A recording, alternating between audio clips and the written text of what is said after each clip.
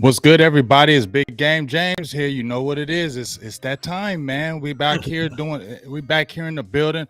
I got my guy, Mr. George Carmi from the Washington Commanders. We did a show a little while back and we talked some good football stuff and some good things like that.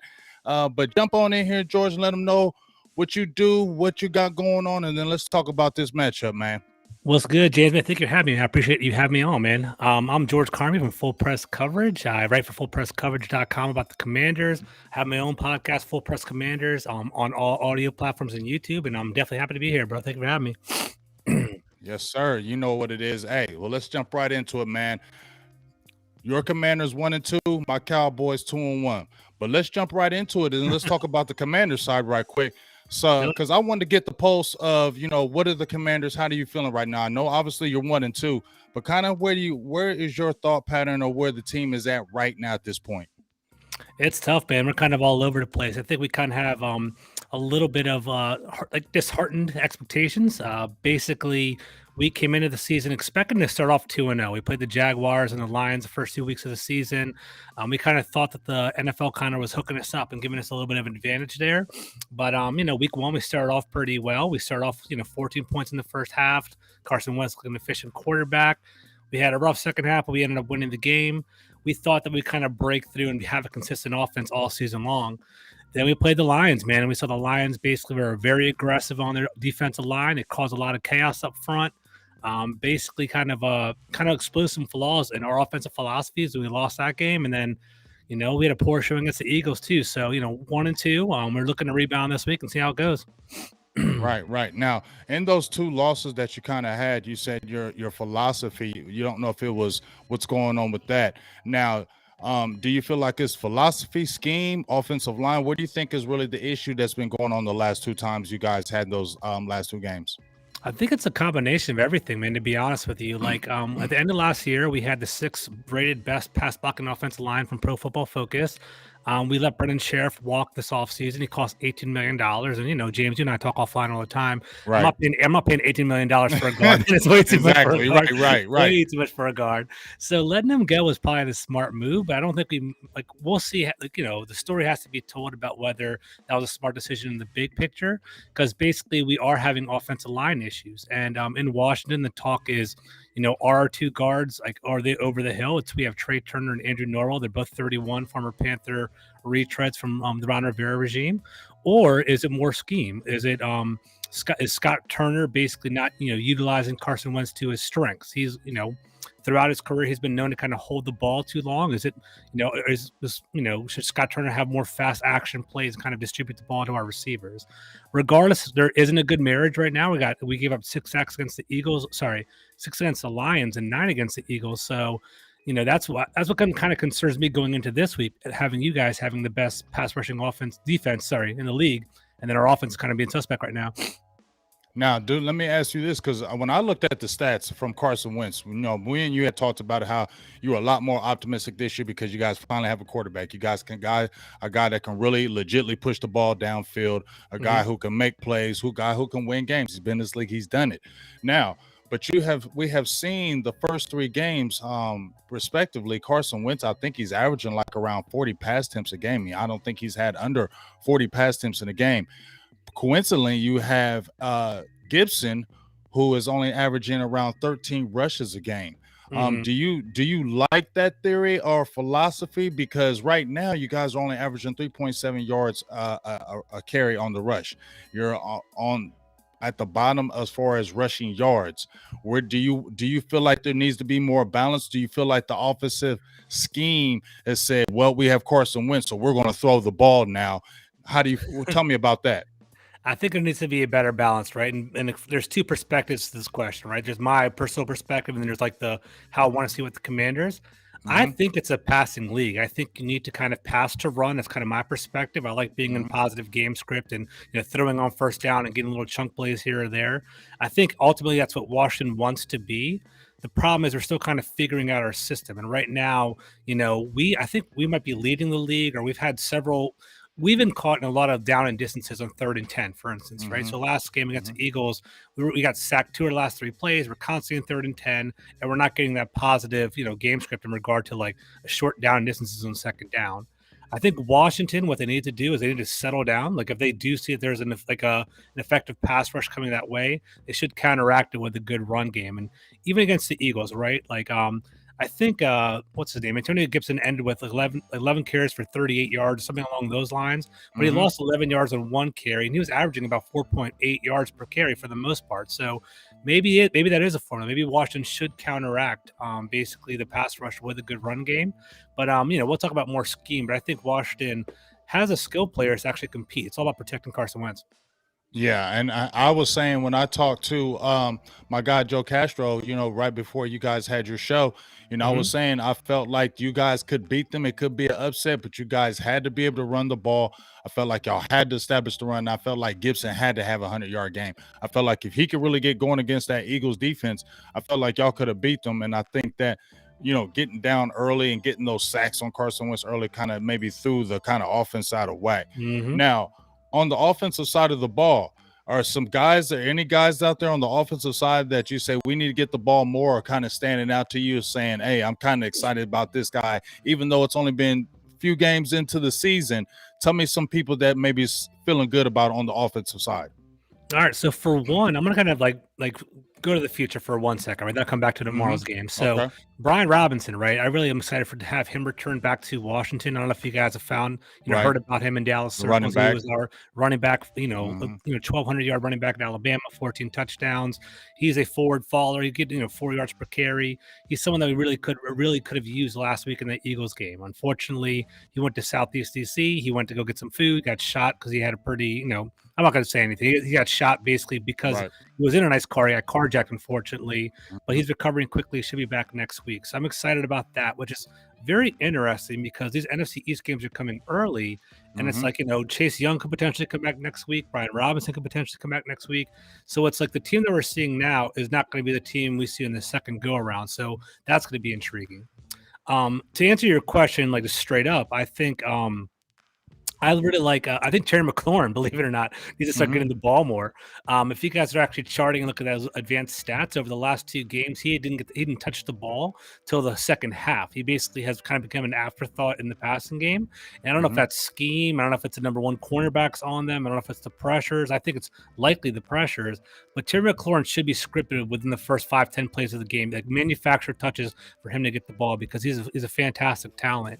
And Washington's strength this year is the wide receivers. And like I tweeted the other day, if you can protect Carson Wentz, I think we have the skill players to create yards after catch. Curtis Samuel's having a great year this year. I think that's going to be interesting for you guys to see because it's been a little while since he's been on the field because of last year. Jahan Dotson is a rookie. I don't know if you guys are following him yet. He had 2 touchdowns in the first 2 games. And, he basically he had 3 touchdowns in the first 2 games. And he basically he has upside. He's a very shifty wide receiver, so I'm confident in him too. Yeah, now I'm gonna go ahead and fill you with your receivers, man. I mean, you just mentioned those 3 guys. Dotson's turning up as a rookie, and just the person I did a little quick breakdown, video breakdown, and Curtis Samuel to me is a X factor in the fact of 100%. You can do a variety of things with him, and I want the Cowboys to make sure they keep an eye on him because he is the guy he's the jet sweep guy. He is the bubble screen guy. He is a gadget guy. You can not only use him in the passing game, you can use him in the short passing game, running game. You can do a variety of things with him. And like you said, Dallas didn't get to see him, and we were kind of excited that he was out the game last time because he's a guy that he can do a lot of things. 100%. So I was saying that the same thing. Keep your eye on Samuel because we didn't see him in that last matchup, and he might present us some problems. Kind of like the situation when we played the Giants on Monday night. They didn't have Kadarius Toney. He gave us fits when we played them, and I was happy he was out that game because he can do not just passing, that short passing game that could kind of break the game open. So, that's something that I told my Cowboys defense and fans, keep an eye on Samuel because he could be a factor in there. Now, Gibson had a couple good games against Dallas in 2020. We kind of bottled them up in 2021. Do you foresee them kind of getting the ball with him in our game against us? Do you feel like they're going to try to kind of force feed him in that game against us? I do. I think the narrative in DC, there's a lot of talk that Scott Turner kind of lost the balance, as you alluded to. Like they've been passing it too much. I think Washington can't get behind because I think that's gonna play into Dallas's hands, right? So if Washington gets behind, you guys are gonna start pass rushing more. Micah Parsons is gonna create some chaos. Carson Wentz is gonna fumble. It's gonna cause a whole lot of problems. So I do think they want to get the ball involved with Antonio Gibson. And last year we went on a 4-game winning streak because we focused on the power run. We focused on Antonio Gibson basically just kind of following his lead. And people kind of look at him and basically think he's like more of a kind of a scat back, but he's a big guy. He's I believe he's 6'1", 230 pounds with a 4.3 40. Like he is kind of a power back as well. We just got to manufacture touches for him too. So as you mentioned, I think, giving Antonio Gibson more touches in the run game is going to balance the offense a little bit. It might alleviate some pressure from Carson Wentz. Washington needs to utilize a short passing game as well because we have yard after catch wide receivers, so get them. And then finally, man, you're right, Curtis Samuel, man, he was people forget that he was recruited at Ohio State to play running back. Like he can play running back in this league. So basically, they utilize a diamond formation where they kind of have him in the backfield and he can, anything. He can run, flat, post routes, fades, whatever, or just dive up the middle. He has the ability to do all of that. So it's been fun to watch. Yeah, so like I said, Cowboys, keep your eye on Samuel because I think he's going to be a key to the game. Now, we was talking on the offensive side. Let's jump to that defensive side because the defense hasn't been terrible, but it's kind of been giving up a lot of yards on the ground, which is I'm kind of surprised about that considering the front that you have. Talk to me a little bit about the defense and how do you feel about your defense right now? So the defense has been the biggest question mark for about a year and a half now. So if looking on paper, and if you're looking at more of like a national level, like everyone would automatically assume that Washington's defense will carry as a team. And I think, honestly, the offense is going to carry the team this year as long as you can figure out our offensive line issues. On our defensive side, we give up explosive plays. And what happened was against the Lions, we just gave up these, there was a lot of confusion. Basically, Amon-Ra St. Brown basically had his famous quote that kind of like, went around DC circles talking about how the Washington the cornerbacks, they have a tough time in bunch formation. Like essentially, wide receivers will kind of stack up. Someone will come underneath. Our slot receiver will basically let them loose. Sorry, slot corner will let them loose, and they would have explosive plays. So Christian Kirk thrived against us. Amon-Ra St. Brown, and then finally Devontae Smith last week. Against the Eagles, we played a little bit better. I think we played more man coverage. We kind of held it down, but we still gave up some big plays. So the people that you guys should be looking out for in Dallas is Duron Payne. He basically he's crushing it right now. Like Jonathan Allen would always do his thing, but Duron Payne's in a contract year. He came in angry during training camp. He just what's up, Kyle? He basically just constantly is being disruptive and basically I think he has 3 sacks already as well. So that's pretty interesting. And then kind of a fun one if you want to look at a big picture. Jamin Davis, number 52. I was just about to say him. Yeah, he's our first round pick that we basically got last year. We wanted a linebacker. Jeremiah Owusu-Koramoah was definitely on my list. Micah Parsons, if he fell down to us, I would have loved to have him. But right. Jamin Davis was the guy, and he's a height, weight, speed guy. He has 3 sacks already this year. The sacks are more like containment, like sacks. He hasn't been beyond the backfield, but he's a guy that's like he's starting to finally get it. And it'd be kind of fun if he gets it again during this Cowboys game. Like he would definitely be etched in Washington lore if he has a pretty big play against the Cowboys this week. It'd be fun. Now I had seen a clip with I don't know if it was Jack Del Rio or was it Ron Rivera, but I don't know. They were kind of created getting on him. Yeah, kind of getting on him. Like you got to do better, got to see things better, got to react quicker. Do you think that after that happened, and he gave a very professional answer? He said, I do got to, I got to do this. Do you think that kind of maybe sparked his play a little bit, or how do you feel about that? I did. I really honestly do. Like so, basically, I was like. I thought, to be honest with you, I thought Jamin Davis was a little bit overdrafted. I kind of had him as a second round selection when basically, I do a lot of draft work. I thought it was going to be a second round pick the year he came out, but he definitely has the height, weight, and speed to basically be an elite linebacker. Ron Rivera and Jack Del Rio are former linebackers themselves. I guess they kind of overestimated the fact that they could coach him up fast enough. They put him at Mike last year to kind of see the defense from the inside out. And then eventually that didn't really work. So they kind of moved into the weak side linebacking position. Jack Del Rio kind of burned him in the, in the post-game conference. So, Jamin Davis actually physically named him in the conference. And he was like, he played a bad game. He kind of put it out that way. And it was like, it's kind of rough, but at the same time, it's like, people like, I felt bad for Davis and everyone else. Like, dude, like he's a professional athlete, first round pick. And, it's 18 games in. Let him see what's going on. So kind of pushed him. And now he's starting to play better. Maybe that's what it was. Maybe people get motivated in different ways. So I definitely want to see him traject up. I want to see how he plays this week.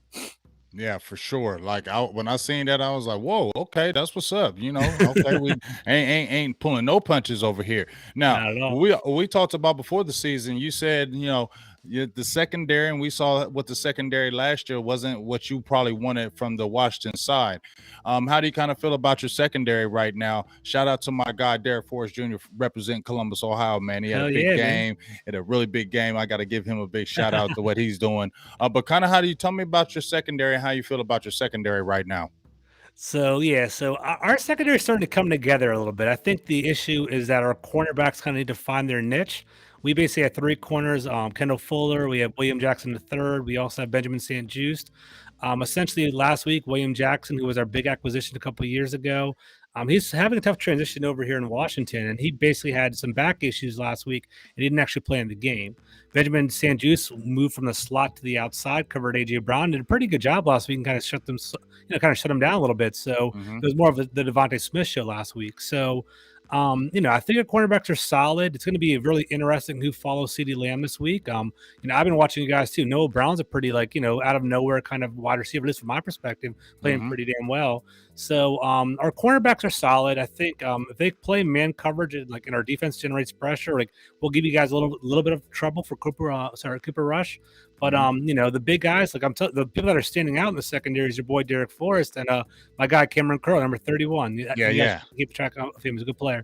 Yeah, but definitely basically started following him a little bit more once you mentioned him because you were talking about what kind of a player he was, and I can agree with your assessment of what you were talking. Now, before we get into our deep matchup when we play this Sunday, I want to ask you about two players in particular on the offensive side, and where do you think they're going to be from here? Now, number one, your starting center is out. Was it Schweitzer? Yeah, Schweitzer. Okay. Now you have Nick Martin in. Now he started with the Houston Texans. He didn't look like he had a bad career over there. What do you feel about Nick Martin's being your starter? I mean, that's what we got, right? So we got to roll with it. I think he's going to be an improvement over Wes Schweitzer. Chase Rouillet he's basically a guy that we drafted. He got a second contract here in DC. He's more of a cerebral player, not the most athletic center in the world, but the way Washington calls their offensive line protection calls is through the center, right? So that's why Chase Rouillet was so vital, because he's the one that kind of dictated everything for us. When he went down, he basically had a pretty bad ankle injury. I think he's gone for the rest of the year.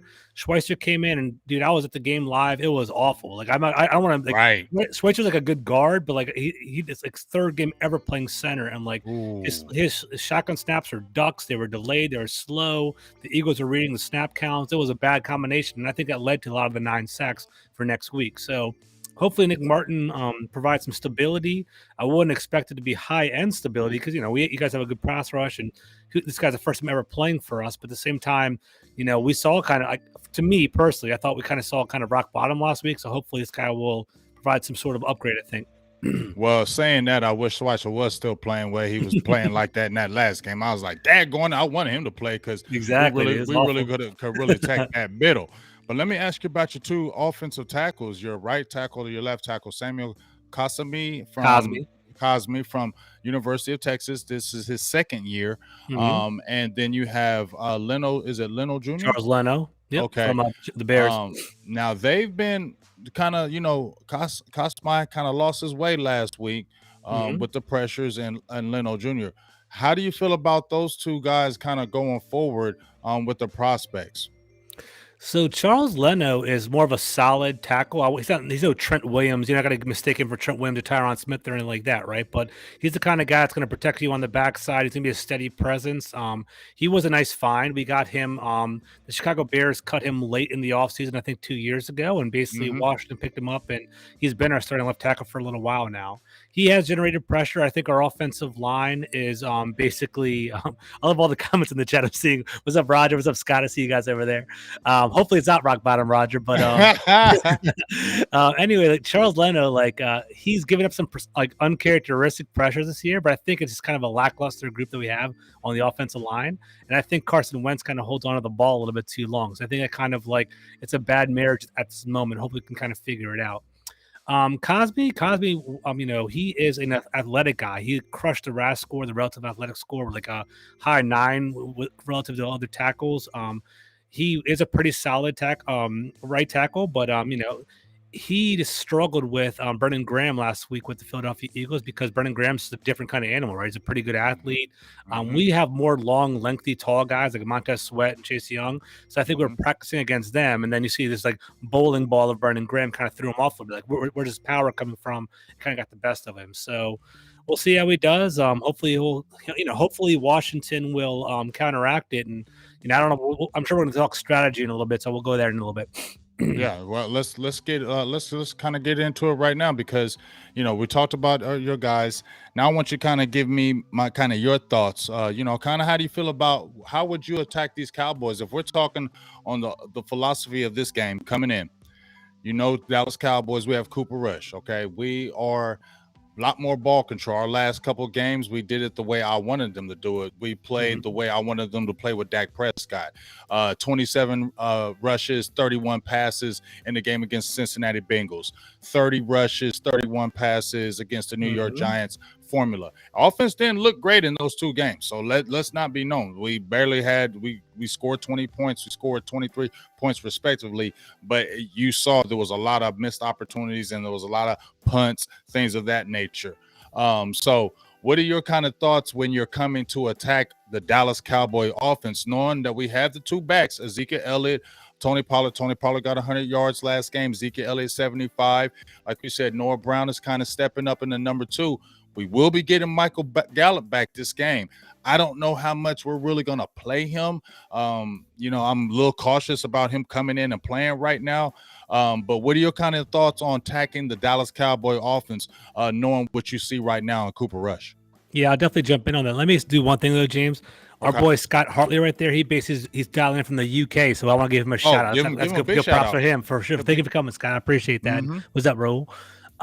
In regard to the Cowboys, I think the best way, I mean, my philosophy would be to shut down the run. I think if we can kind of make you guys one-dimensional, I think that will put the pressure on a Cooper Rush to be forced to beat Washington's defense. And we'll see if that's going to happen. I mean, our secondary probably is the weaker part of our defense. So I don't know if it's like prudent to force Cooper Rush to throw against us, but like if Tony Pollard's doing those explosive plays where he's hitting these 40, 50 yards runs, if Ezekiel Elliott's converting on third down, those third and short, runs in regard to that, it's going to constantly give you guys a time of possession and give you guys more ways to figure it out. Like I'm a big like football guy in regard to like sometimes you need just plays to kind of figure it out.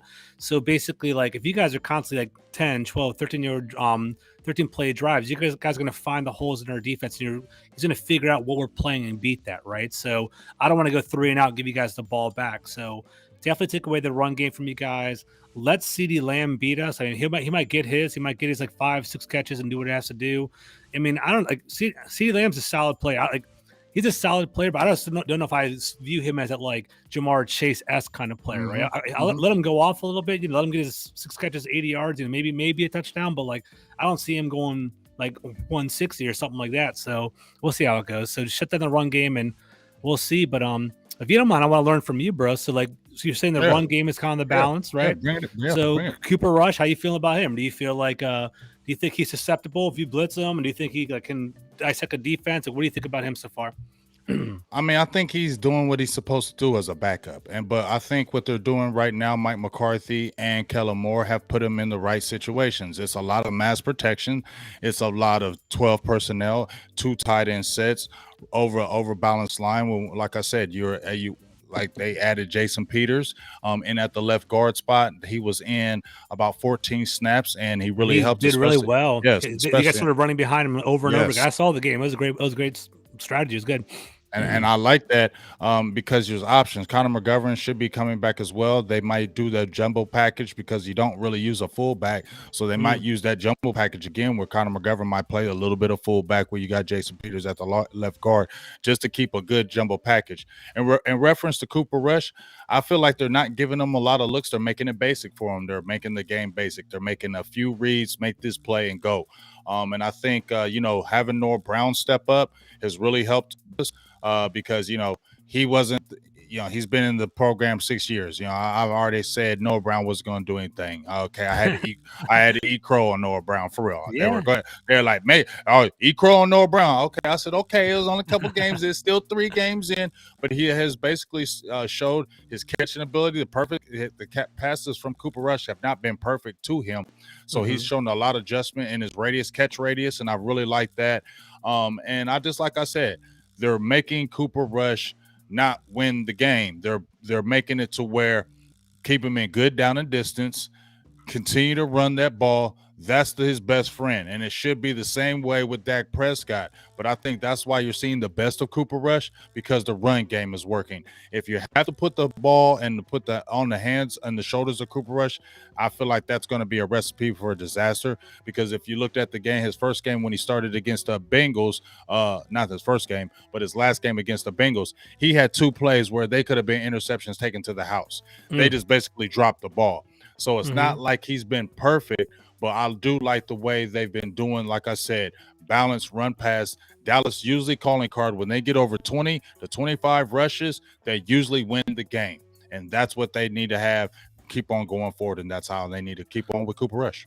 And then Washington, we need to get a turnover, man. A stat to kind of throw your way. We have 1 interception on the season.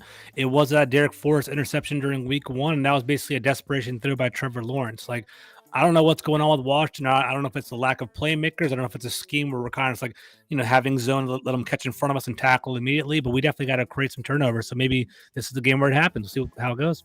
Now, let me ask you this. Do you foresee on your side, on the defensive side, going against the Cowboys, do you foresee you guys playing a lot of man coverage? Do you guys see a lot of zone against us? What do you think you'll really do? So I think Washington is known to be a zone coverage team. I think that's what we want to go. That's what we have been doing.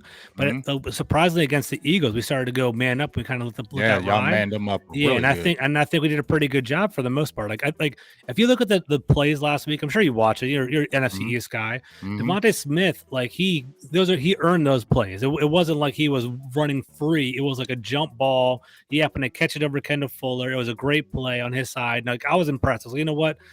Catch up to him. He earned that play. So I got to give it to him on that. But like, I think you tell me. I don't see Dallas's wide receivers as particularly explosive, except for CeeDee Lamb, right? So I think like they might be the best strategy, just kind of snatch him up and man on man, see how it goes. And William Jackson's a burner. He's kind of a fast corner. Put him on CeeDee Lamb, but realistically, I think Kendall Fuller is our best corner, so he might cover CeeDee Lamb and kind of see how that goes. We'll see.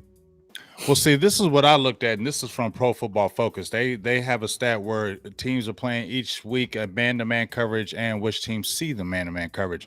Yeah. And I did see that you guys play 44% of the time in week 3 man coverage against the Eagles, okay?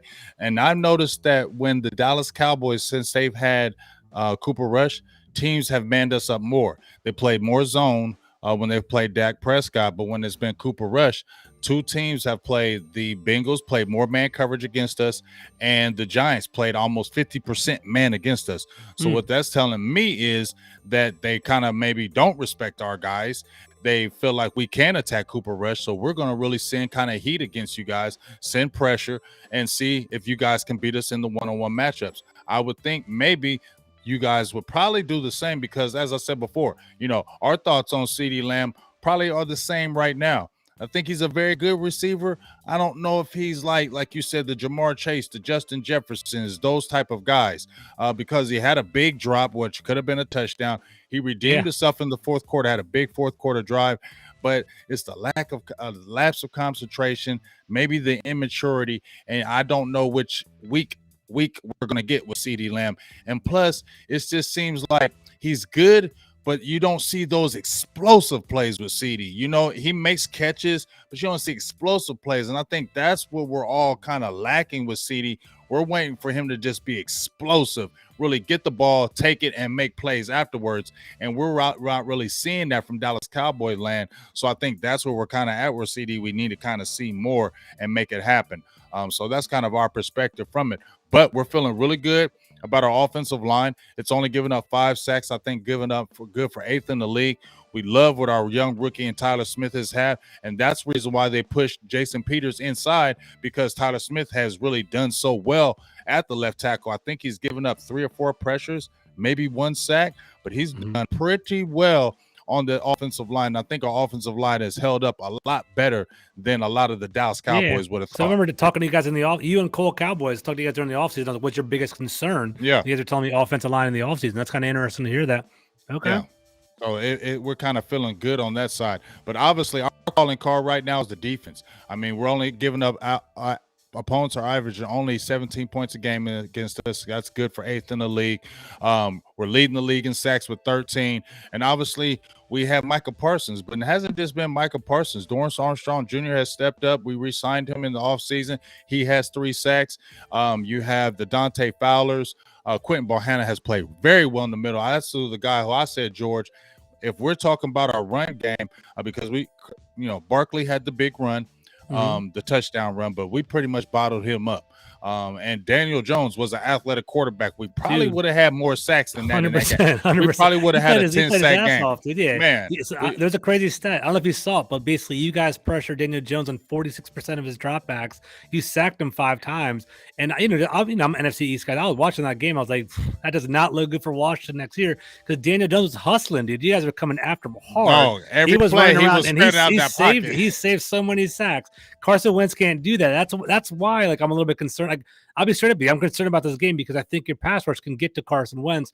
If we can protect Carson Wentz, we'll have a good game. But if you guys are coming after him, that's going to be an issue, because Daniel Jones, he saved the Giants. He kept the Giants competitive. Like, people should give him props on that.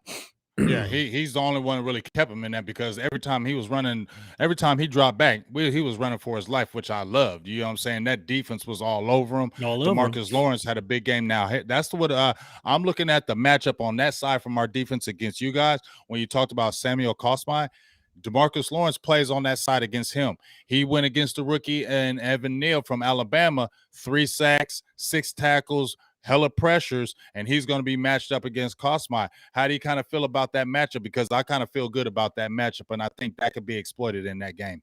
Yeah, I'll be fair to you, bro. I'm always honest. I think that you guys should feel confident in that matchup. I think you guys have the advantage. DeMarcus Lawrence is a proven pass rusher. He's been doing it for a couple of years. I think he's been up and down though, right? He had like a 14 sack year or something like that, and had a kind of a down year after he signed a big contract, if I remember correctly. But he basically, he's a solid player, and I think he can definitely create some chaos in Washington. I think what Washington needs to do, and actually I heard a great podcast. If you guys really do care about this matchup, there's a podcast. John Carmi is the ESPN reporter for Washington Commanders. Logan Paulson, a former tight end, was on there and really broke down the X's and O's, and it was awesome. It was like a master class in football.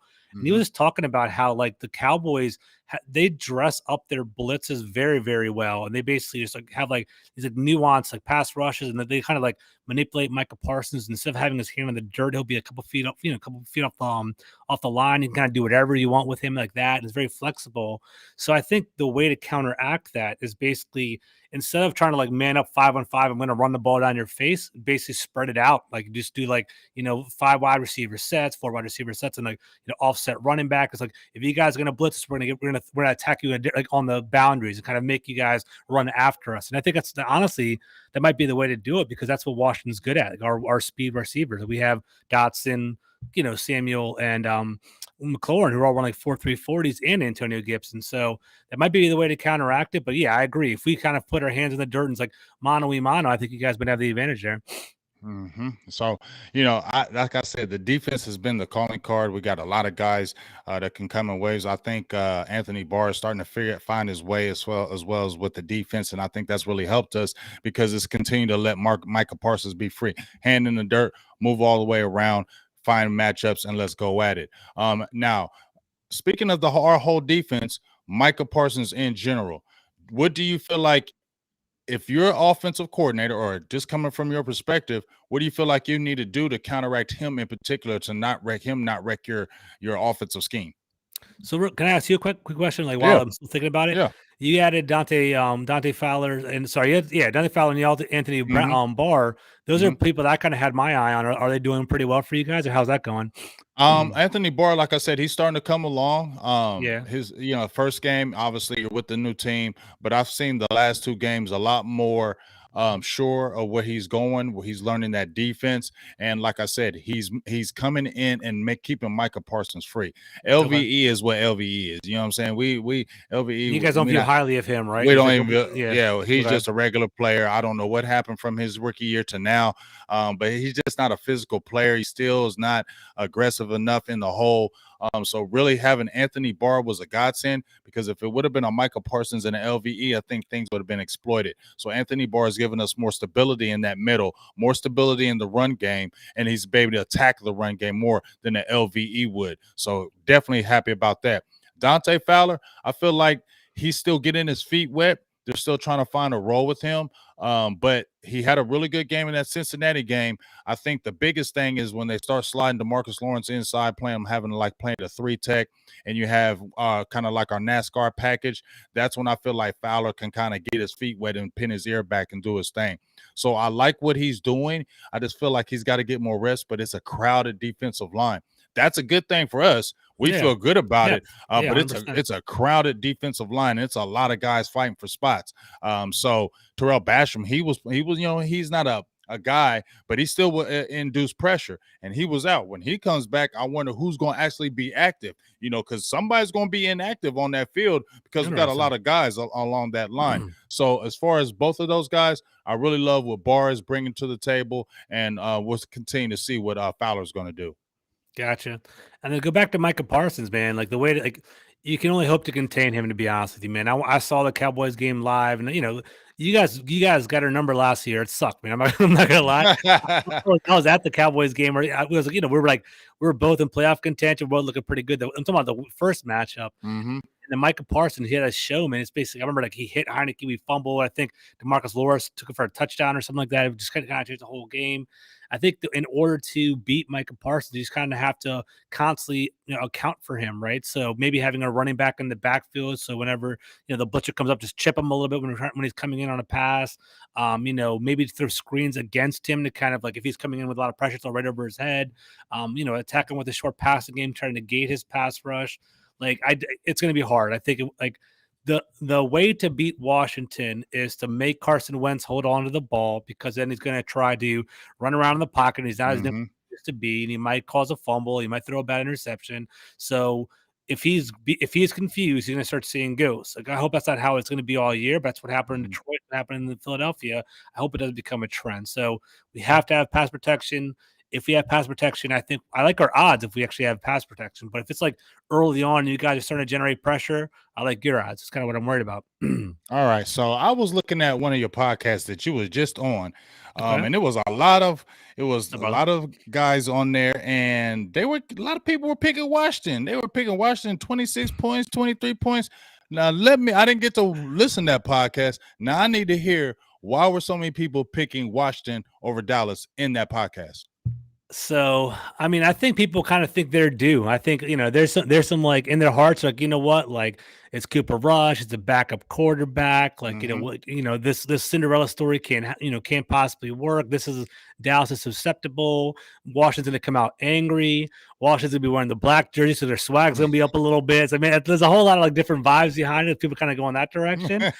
I like, dude, you know me. I'm a very objective number kind of guy. I'm like, Right. I'm a journalism major, so I'm like, Right. dude, Right. looking at the stats, looking at the pass rush, looking at all this stuff. Like, I don't like the matchup. I do think like, if I'm hoping that we win, but I think you guys might have the edge because of that. So that's kind of what I'm worried about. But like, I think it's like that, like. It's more of like it's going to happen. I believe in it kind of thing, as opposed to like actual tangible evidence of why that we should win. So we'll see. I don't know. You never know. Any given Sunday in the NFL, bro. Do you also think it's the Cooper Rush thing? They don't really respect him. They just feel like, hey, he's kind of winning, but he ain't really doing nothing. Is it really that too? I think the like more like there's various there's various levels of Mm-hmm. fans, right? So there's Mm-hmm. fans that basically like they watch every single football game and they saw the pass rush against the Giants, like, oh damn, like the pass rush looks pretty good. And there's some people that kind of see the box score. It's like Cooper Rush, who the hell is that? One touchdown pass, who the hell is that? And they're kind of seeing it from that angle. So whenever I give the Cowboys like they're just due on my Twitter account, it's like, oh, Cooper Rush, he sucks. I'm kind of catching that vibe from people. And maybe he is as a game manager, right? But I do think what I got to give Dallas credit for is their coaching. I do think Kellen Moore is I don't know if he's like, and I don't we'll see how he turns out long term, but I Mm-hmm. think he is creative enough to keep Cooper Rush afloat. He's actually doing a pretty good job to kind of navigate this guy through the tough waters until Dak Prescott comes back. So that's what I think. Looking at Kellen Moore versus Jack Del Rio, like Jack Del Rio's kind of been letting me down, so I kind of want to Right. tip the cap to him. So we'll see. I don't know. Now, how do you feel about your staff? You said Jack Del Ree's kind of letting you down. Ron Rivera, obviously, it's 3 games in. If this gets a situation where it maybe gets out of hand, losses, things, anything like that, will there be any changes mid-season during the season, or how do you kind of, or will that be something that will at least be talked about at the end of the season? So I think Ron Rivera is safe. I think it's funny, man. With Washington, you kind of have to look at the macro, the big picture with everything. Mm-hmm. I think Ron Rivera, he was hired basically because they wanted a coach centric approach here in DC because it was just so messy when he took over. It Mm-hmm. was like Jay Gruden, like all these scandals going on and things like that. Mm-hmm. Ron Rivera, we talked about this before, bro. I think Right. Ron Rivera, he creates a high floor. He's creating a sense of professionalism in DC. Mm-hmm. He's, he flipped our roster from like 27th oldest in the league to 7th youngest in the league. Like he's definitely kind of refreshing what our team and building a program. And I think they want to see it through. And I think at the same time, it would be difficult to get a high end prospect to come in and coach Washington, at least right now, with all these scandals going around with Dan Snyder. Maybe that's me just being in the DC metropolitan area and hearing it every single day. But like Mm-hmm. the counter is there's 32 jobs in the whole world. Someone's going to want that job. You can always get a good coach. But I think what I'm catching is people that I talk to, they're like, hey, you know what? Like Ron Rivera is 100% safe. Jack Del Rio is kind of more on the hot seat. He kind of Mm-hmm. like after the first couple, especially like after the preseason, after last season, after like the Lions game, they were giving up a lot of big plays. I think we actually might lead the league in explosive plays Yep. against us, I think it's and like basically, 17. yeah, something like that. And it basically, what happened is I think Jack Del Rio might be on the hot seat at the end of the year, but we'll see how that goes. Scott Turner, offensive coordinator, I like him. I think he's innovative. I think he finally, like we talked about before, I think we finally have a quarterback. I think he's starting to kind of feel out like what he can do with a quarterback, and like that's where Curtis Samuel's starting to shine because we have a Mm-hmm. creative younger guy who has a pedigree of Norv Turner. And the Cowboys fans, you guys know about him. Like Right. Norv Turner, he's a great offensive mind coming from a pedigree family. I think he'll eventually figure it out, but like right now, from what I gather, talking about that podcast with Logan Paulson, he like Scott Turner's it kind of is taking a little while to counteract. Like, so you guys have a great like defensive strategy, like reacting to that, and Mm-hmm. then also like he has a lot of tells. Like apparently, like what I just heard in the podcast, like in a 12 personnel set, if we motion the tight end to one side of the field, it's going to almost like 100% of the time be a passing play because we never run the run play out of that position. So like little things like that, it's kind of like, Logan Paulson basically said the Eagles knew what plays were coming because they kind of saw the tells it was on their way. So hopefully he starts adding some more nuance this week. Man, that now I'm gonna have to go check that out because I always like listen to a former player really break that down like I no love other. listening. It's awesome. It's awesome. So you learn so much. It's You fantastic. learn. I mean, you sit there and just soak it up like it's the Bible talking to you. Like, man, okay, I want to hear this tomorrow. The next day, I just got to keep on soaking 100%. this up and listen because there's certain people that really break it down. They may not be the name guy out there. It's usually like those mid-level guys that really 100%. just teach that game like this. Those mid-level guys, man, they just Because really you can't rely on athleticism. You have to rely on your right. smarts, and that's how You he is. feel This guy's as me? smart as hell. Exactly right. That's who he is. So he's like a mid tight end. He knows everything. He's very smart and intelligent. So I learned a lot. I really did. It was an awesome podcast. Yeah, those are the ones you want to listen to, man, because those guys are just super good, and those guys, I always tune into them. So before we get ready to head off here, I really appreciate you, number one, jumping on here, dog, spitting Of that course, bro. knowledge, letting everybody know about how these Washington Commanders work. Kind of give me your, I know we kind of talked about it, but give me your official keys to this game on the defensive side, when we're on offense and when you're on offense and we're on defense, what are your keys to winning this game? Can I ask you one question before we wrap it up, though? Do you mind? Is Yep. that cool? Yeah. All Yeah. right. So I just want to hear your perspective. So, like, let me kind of hear, like, going into this game, what are your thoughts on the Commanders? Like, what is your anxiety level for the game? Do you think, like, what do you think our strengths are? What do you think our weaknesses are? I kind of want to kind of hear your big picture on things Well, and more of a national level. this is kind of what I feel right now about the Commanders. Like I said, I feel like you guys throw the ball way too much, in my opinion. Mhm. I know you guys got a good, quarterback in Carson Wentz, but I feel like once they got Carson Wentz, let's throw the ball. Let's throw the ball. Mhm. You guys are only averaging 86 yards on the ground. So when Yeah. I look at that, I'm like, let's continue to make them one-dimensional. I do feel like, Carson Wentz does still hold on the ball, but he's dangerous. Okay. Mhm. And my thing is, don't protect him. I mean, we got to get after him. Don't let him get rolling early. Mhm. I think that's what happened in that Philly game. They were getting after him early, getting those sacks early in the game. I think he had like Mhm. 2 or 3 sacks in the first quarter. So I feel like that may affect him a little bit, getting hit around, and then maybe start seeing things, as you said. So from my perspective, if are looking at your offensive side, I feel like, the offensive line, we can attack that kind of like we could do against the Giants. And like I said, y'all not really running the ball to me. And I think you guys should do that more if you guys want to be successful. It doesn't have to be the basic type of runs, but get creative counter traps, maybe some toss sweeps, things like that. Get Curtis Samuel more involved as far as in that run game, quick bubble screen passes. I think he needs to be a key on there. But as I said, throwing a little bit too much from me. Keep on doing it in this game, in my opinion, because I want to just pin the ears back and go after Carson Wentz. Yeah. I think that's the thing. I want to get after him early. I don't want him getting comfortable in that game. And stop the run. Don't let Antonio Gibson get anything. Kind of like when we played y'all that first game last year before we played that second game. I had a nasty taste in my mouth about Gibson because that's before we played y'all. He was averaging 120 yards a game in 2020. So that Yeah. first matchup, my first thought was shut him Shut down. him down. Do not Yeah. let him get the ball. I think he had 10 carries for 36 yards, but we kind of got after him early, and you guys kind of wanted to challenge Trevin Diggs or shut. I don't know why you wanted to do that. I'm not saying he was worth, but I think Yeah. y'all went out there trying to prove things you didn't have to. If you would have stayed within the game plan, would have probably been a closer game. But so that's just kind of my perspective from the offense. On the defensive side, I still worry about that front. Maybe not as much. I'm still happy I don't have the Chase Young in there. I know people are getting on him right now, but to me, he's still a threat. And if you Yeah, had dude. him in the He's an game, athlete. He's huge, he's a man. Yeah. he's a threat, and he's Mhm. still a Mhm. huge asset on the team. Mhm. So I'm glad he's still not out. People can talk trash about him all they want. I'm glad Yep. he's not playing. You get what Yep. I'm saying? Mhm. Two guys I worry about is the Duron Paynes and Jonathan Allen. Those two guys, we got to Mhm. neutralize them. And I feel like getting Jason Peters inserted in that, this is the game he really needs to play because we need a big boy to lay on those big dogs in the middle. Okay, we need a big guy to lay on them. Jamin Davis, I like him, but I feel like we can get after him. And that number 55.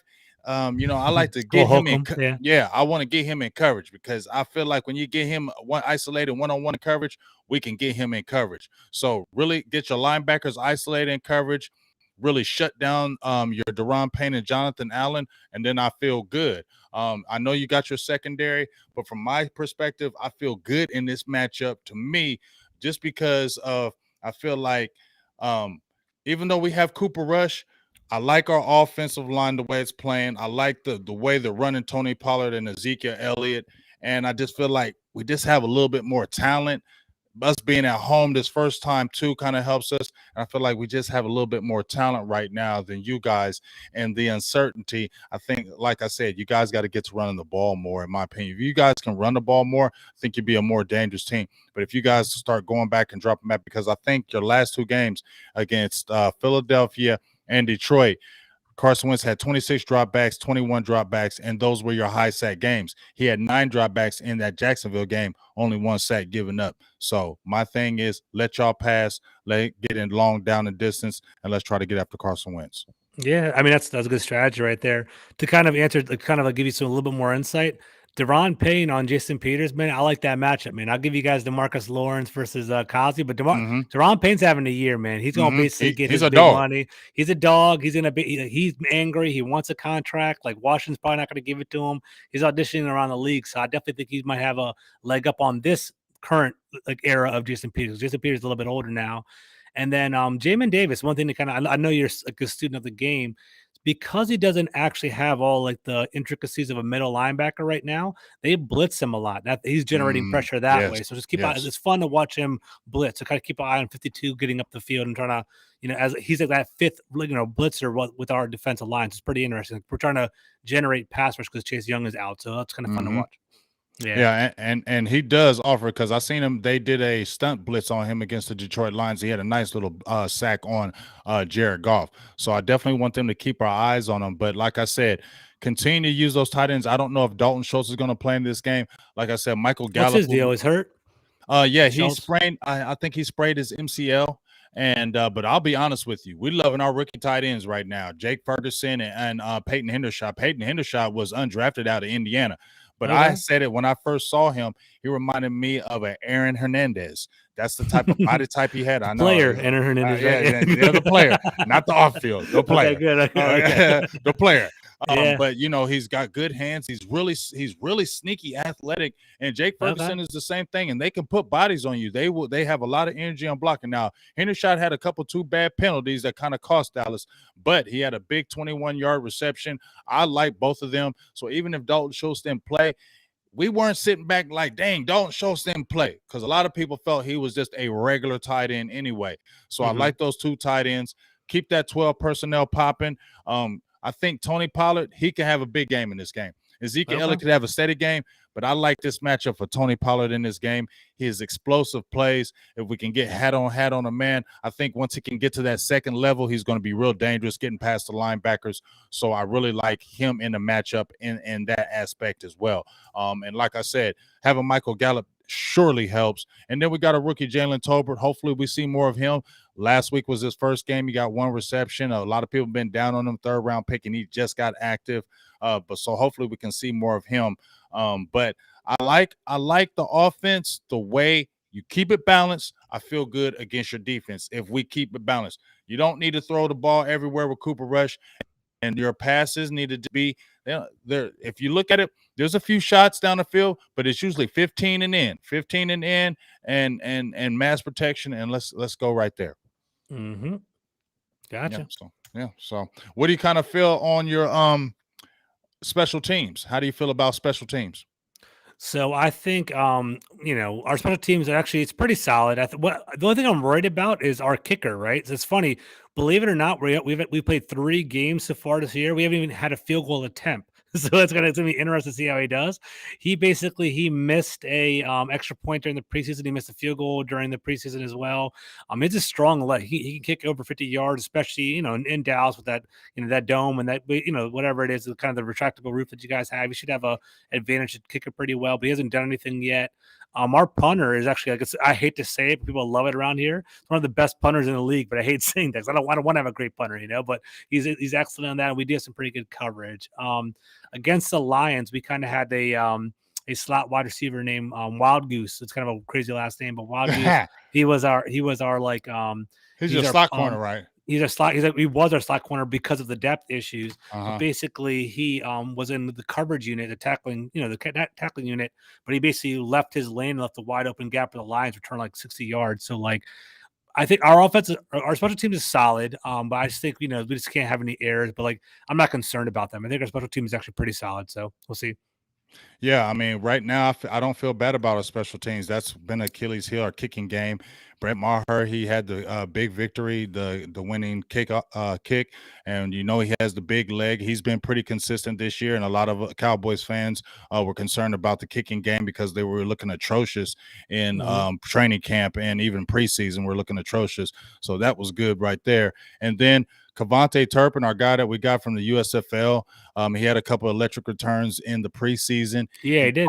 He almost got one against Cincinnati, and he almost got one against the Giants, and I'm feeling that he might get one against these Commanders. That's what I'm hoping. I need one against you Commanders right now. And my guy, Steve Lumpton, he said, man, you sounded real confident, BGJ. I'm not sounding confident because I ain't trusting Cooper Rush like that. But I'm going to keep it real.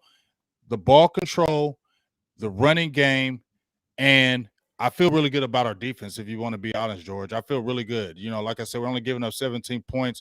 The defense has kept us in the games. Even in that Tampa game when we lost against the Bucs, they kept us in the game. Tampa didn't score a touchdown until the very end. You have the eighth best the eighth best defense in regard to points scored. So you guys are doing very well. So I mean, honestly, I think that's the biggest matchup of the entire game. I think our offense is actually pretty solid. Mm-hmm. I think our offense is solid. It's going to be protection, George. But I think that's what it's going to be. It's going to be. So it'll be protection and turnovers. Whoever wins the turnover battle, if we can protect Carson Wentz, it's going to be a game. I think it's going to be a fun game too. Yeah, it'll be awesome. Yeah, I think so for real. But if you guys get after him, it's going to be ugly. So we'll see how that goes. Yeah, I think that's going to be the biggest key of the game right there, the trenches, especially on your side. If you guys get protection for Carson Wentz, yes, it can be a long day for Dallas. I feel that because our secondary is okay. Okay, we got some good secondary play. Donovan Wilson's playing really good. Malik Hooker. We got Trevin Diggs, Anthony Brown, things of that nature. But they can be exploited. Jordan Lewis, he a little sus over there. So he can be exploited, especially with your 3 receiver set.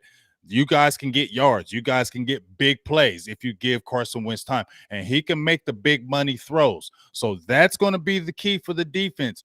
Do not let Carson Wentz get off early. And then that's James, why.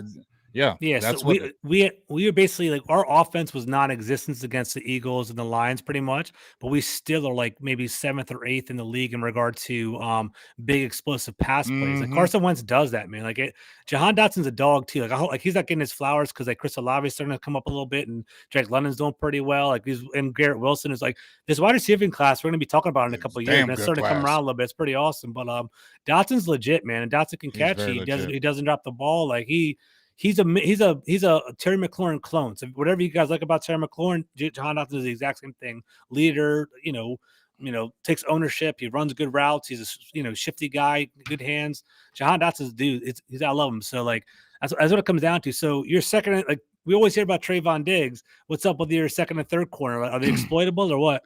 Yeah, they're definitely exploitable, and that's why I'm worried. That's why I said that we have to get at you early. Get out to stop that run early. Get Carson Wentz to get those 3 and outs. I think we're only giving up. I think you guys are high up in there too on third downs, getting teams off on third downs. Yeah, we're like 33, and you're like 30. You're like at 30%. We're like at 33%. So that's going to be key. Third downs. Yeah. Who's going to be converting those third downs? Like you said, turnovers in the game. But our secondary is going to have to play really good because, as I said before, man, I am worried about Dotson. I know Terry. I know him, but I feel like Dotson is the one that's sticking out to me. Dotson and Samuel are the ones sticking out to me. And then you got your guy, your tight end. He's back healthy, isn't he? Logan Thomas. Yeah, he is pretty solid. He played last weekend. Like that's keeping an eye on him too. He's good. He's legit. And basically Carson Wentz for the past 3 years, the dynamic for like tight end relationships. It's like Lamar Jackson targets his tight end number 1 percentage, like in the league. Carson Wentz and whoever it is, Mo Alley Cox or whatever, Zach Ertz or whatever it has been. It's been Carson Wentz is number 3 overall. Carson Wentz loves his tight end. So Logan Thomas is just starting to get back into the mix. So I think he'll be more of a factor. But you're right. Like the thing with Washington is this: if they have protection, one of them is going to spring loose. Like Terry McLaurin, all the attention will go to him. Yep. Therefore, Dotson's wide open, or therefore they'll get Curtis Samuel going. Like it gets funny. Like early on, I think Terry McLaurin is that dude. But early on, Curtis, as you mentioned, Curtis Samuel is the guy that's like getting all the touches and getting all the carries. I wonder. I'm curious if it'll last all year long. Who knows? Maybe Carson Wentz just has a feeling for Curtis Samuel, but like he's the one getting all the touches too. So it's interesting. Yeah, our second and third corner can be exploited, and I really keep on looking at those 3 receivers. And like I said, that could be the death of us right there. That game. Now I feel like. I think we can get y'all. We can bottle up Gibson. I feel like we can bottle up, but that's the biggest thing with me is getting after Carson Wentz. That's the thing that keeps on standing out me in this matchup, George, for us to really win this game. Carson Wentz can't have one of those 300-yard, 3 TD games. He can't have that type of game against us, because that's going to be a recipe for that disaster. And that could be one of those games we lose in the fourth quarter because you guys got on us early. We're making big mistakes because now we're behind. And, you guys get we don't need one of those plays where you guys get the ball early, we get a busted coverage, and you throw a deep pass, and it's a 60-yard bomb to Dotson, and it's 7-0 early. You feel me? That's what I do not want, and that's what can I have. Like you said, you guys have been trailing a lot in games, and even going to last year. We want to continue that trend. I think that's the best way for us to beat you. Get on you guys early. Get on Carson Wentz early. That's the keys to me to win the game, in our opinion. And we must have at least 20 to 25 carries to beat you guys. I don't care if Duron Payne and them are stopping it early. We must stay with that run in this game to beat you guys. If we get pass happy and start trying to throw it everywhere, I don't feel we will win that game. Mm-hmm. No, we'll see, man. See how it goes. So before we head out here, do you got a score prediction? I don't know if I want to make a score prediction. This is what I'm gonna do. You gonna win this game? So this is what I'm gonna do right now. I'm gonna talk it out real quick, right? So over the past 2 games, Washington hasn't done anything to basically say, like, to say, hey, we're going to be favored to win this game, right? So I'm the kind of dude where, like, you have to walk the walk before you talk the talk. Like, we got our ass kicked the last 2 games, right? So it's like, who am I to say we're going to come and beat the Cowboys, right? I'm not going to openly say you guys are going to beat us, this week, but I'm going to say, like, you guys are looking good. You guys probably, you guys should be favored going into this game at home. Your offense is looking pretty good. Your pass rush is looking pretty solid. I would love it if they, I'm leaning. You guys are probably gonna basically. Said 24-17 Commanders. I rule. I got you. Yeah, that's exactly what I'm gonna say. No, you stop being nice on here. Say it, George. Yeah, we'll see what's up, man. I think it's gonna be a good game. Hopefully Washington pulls it out. But I think you guys should be favored because of everything that's going on. But hopefully Cooper Rush falls down to earth over here. What do you think about the score? What do you got? I gave up score predictions last year because people were like, it's hard to do. I'm not feeling it either. But I've been doing it. I've been doing pretty good this year, so I'm gonna kind of still stay out there. I'm gonna say my Cowboys are gonna win. And like I said, this isn't gonna be no definitive. I feel like it's gonna be like a 24-13, could be like a 24-20 game. I think it's more maybe a 24-20 game. Mm-hmm. Turnover is going to be key, like you said, but I feel like this is still going to be a dogfight. I don't feel like we score a lot of points. The only way we score a lot of points is if we get a lot of turnovers on defense. But I feel like we're still going to have the struggles on offense, putting up points on the board. I think defense gets us in good field positions to score, have a short side of the field. Maybe Kevontae Turpin on our special teams get a big return to kind of get us in the game. But I think those kind of things kind of get us over the hump. But I feel like it's going to be our defense, once again, that's really going to win the game for us like it has the last 2 games. And I don't really feel like it's been Cooper Rush. I feel like it's more been that defense really keeping us solid and be able to make Rush make easy plays. That's what I'm looking forward to. I think defense in the run game. If we can stop your run game and we can protect Carson Wentz, and I think we're into it. If it's the other way around, I think you guys got it. That's what I'm looking for. Yeah. So, hey, I really appreciate you, Big Dog, jumping on here, man. We're going to definitely have to do it when we have that second matchup. But before we get off of here, we always talk about, hey, let's let everybody know who you at. I got some people in my feed already from my side already like your channel, already said they had sub to it, bringing a lot of heat. Let everybody know what you're doing, what you got going on over there. I appreciate you guys. Thank you for everything. So, James, I love collaborating with you, man. You're the kind of guy, you and Joe and all them, talk to you guys all year long. I love it, man. So thank you for everything. I appreciate it. My name is George Carmi. You can find me at gcarmi21. I represent Full Press Coverage, fullpresscoverage.com. We have a fantasy podcast with my guy, Kyle. We'll be doing that on Sunday mornings, predicting, trying to start and sit in for the fantasy podcast. I have my own podcast, Full Press Commanders. Please follow that. I'm trying to build that up for my first year doing it. Full Press Commanders on YouTube, so definitely jump on that and subscribe to that, please. And hit me up anytime. I love talking football, boy. Hey, man. Hey, we love it. Like I said, especially the way we've been doing this with Joe. It's been really awesome. I can't wait till when we have our matchup. But like I said, I've really been blessed to be able to talk with Joe and talk real football with all the hoopla and arguing and screaming. And once again, right here, talking to you, talking real intelligent football. we can have good talk, conversation back and forth, and really Love be it. able to break down the game. And I'm really excited to be able to talk to you tonight and be able to listen to you and be able to talk to you when we do it again. So I appreciate you, dog.